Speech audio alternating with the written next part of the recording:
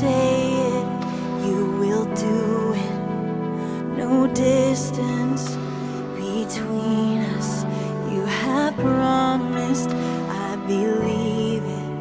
I believe it.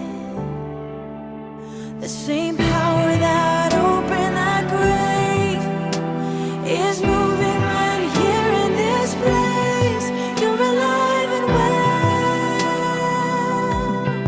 You're alive and well.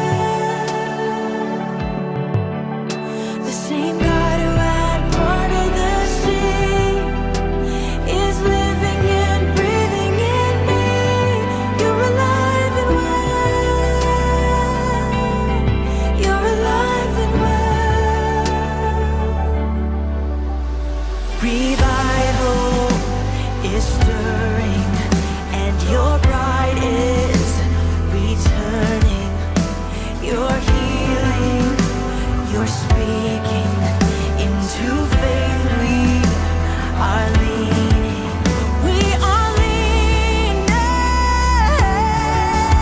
The same power that opened that grave is moving right here in this place. You're alive and well.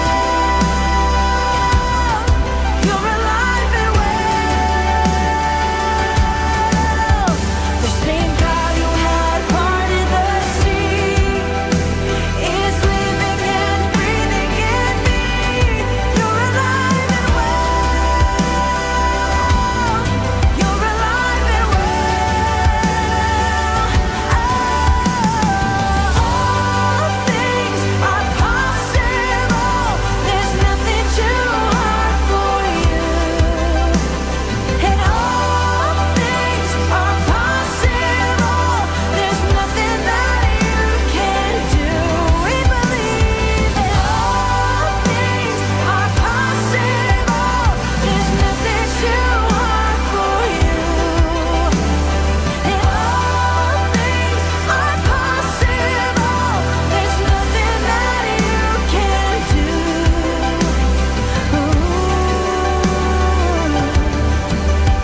The same power that opened that grave is moving right here in this place. You're alive and well. You're alive and well. The same God who had parted the sea is living and breathing in me. You're alive and well. You're alive and well. You're alive and well. You're alive and well. You're alive and well. You're alive and well.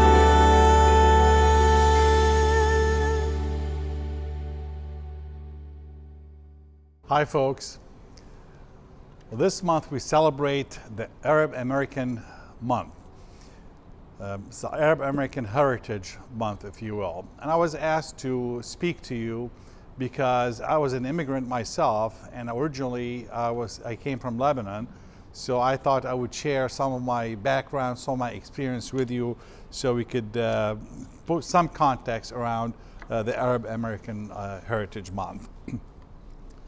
So I was born in Lebanon, in Beirut, Lebanon.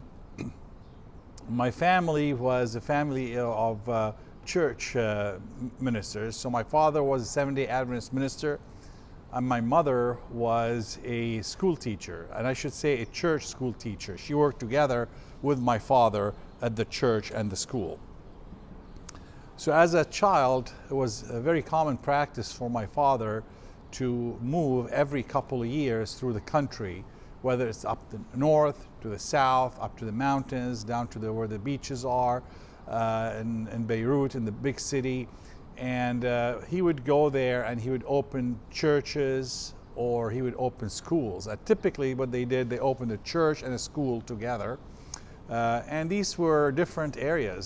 Sometimes they're Christian areas, sometimes were Muslim areas, sometimes were Druze area, which is another sect of Islam as well. So it was a varied religious and cultural environment in these different areas. And sometimes he just went and served in an existing church. So as kids, we just moved all over the country very often. Then when I reached the age of 14, the Civil War in Lebanon broke out. If you remember, there was civil war for almost 15 years in that country. So at 14 years old, I started to experience the civil war there. And it was very terrifying. They were shelling, residential areas. It was very common for the people to hide in the bomb shelters. It was very, kidnappings were very prevalent. Their killings were very prevalent, especially in the areas where we lived. So as a child, I saw some horrible and unimaginable horrors, at a very, very young age, and over only a period of 3 years.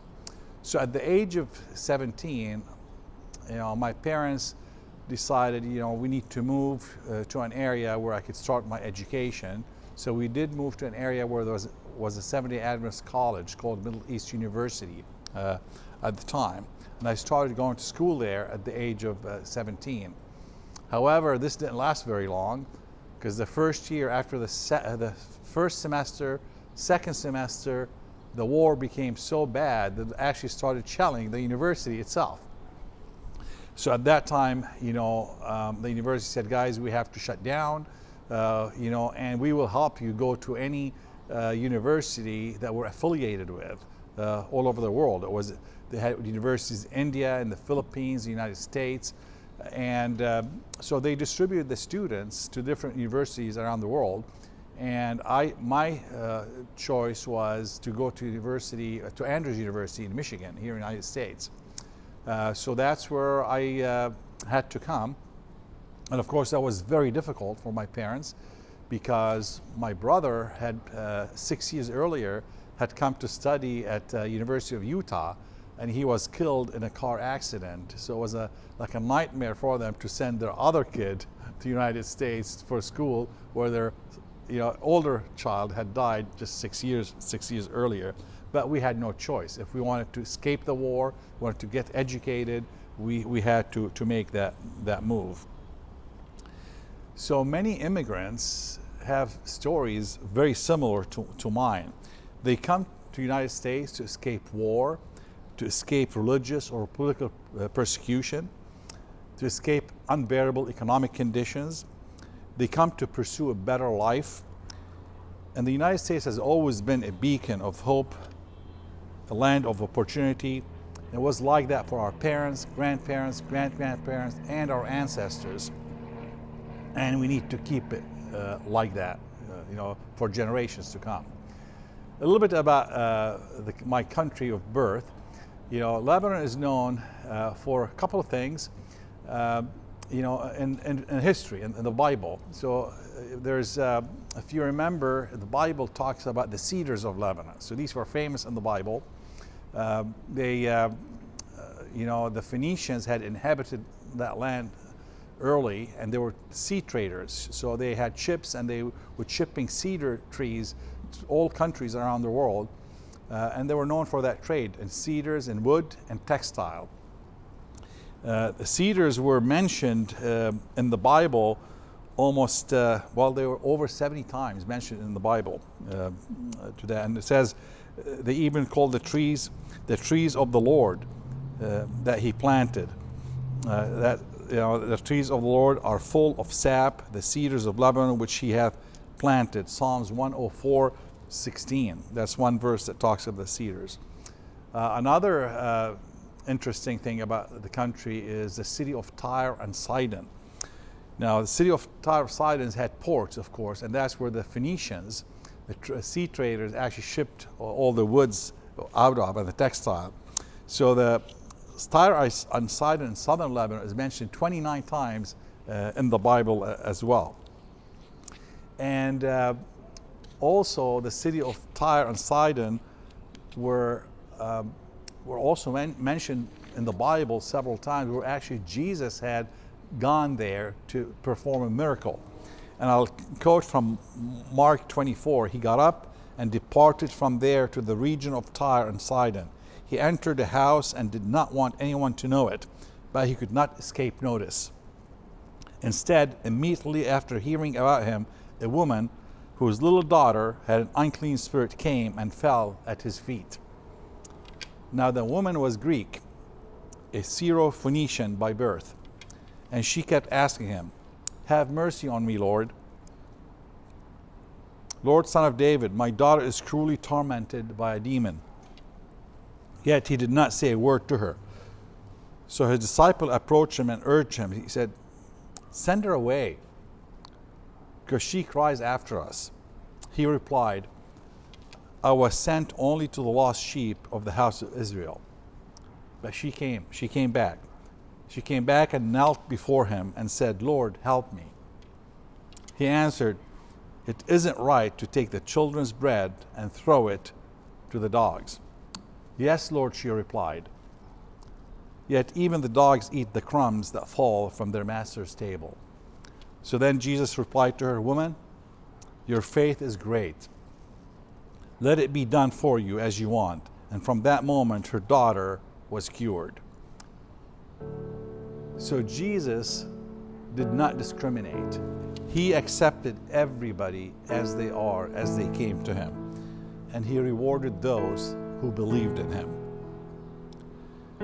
May this be a lesson for all of us to learn, not for us, for all humanity to learn to be more tolerant, more accepting of others that come our way. And this is my message for you this morning during this Arab American Heritage Month. So thank you so much for your time.